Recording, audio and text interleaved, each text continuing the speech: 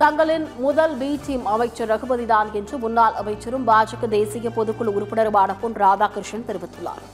புதுக்கோட்டையில் செய்தியாளர்களிடம் பேசிய அவர், பாஜகவை நம்பி வந்தவர்களை ஏமாற்றும் பழக்கம் தங்களுக்கு இல்லை என்றும், ஆனால் அவர்கள் என்ன நோக்கத்திற்காக வருகிறார்கள் என்பதை வைத்துதான் அவர்களை ஏற்றுக்கொள்ளலாம், காலம் தாழ்த்தாமல் என்பதை முடிவு செய்ய முடியும் என்று கூறியுள்ளார். தேர்தலுக்கு இன்னும் காலம் உள்ளதால் தேசிய ஜனநாயக கூட்டணிக்கு இன்னும் பல கட்சிகள் வரும் என்றும் பொன் ராதாகிருஷ்ணன் கூறினார். நம்பி வந்தவர்களை ஏமாற்றக்கூடிய பழக்கம் பாரதிய ஜனதா கட்சியில் கிடையாது. ஆனால் நம்பி வரக்கூடியவர்கள் எந்த நோக்கத்தோடு வருகிறார்கள் என்பது நாம் பார்க்கணும்.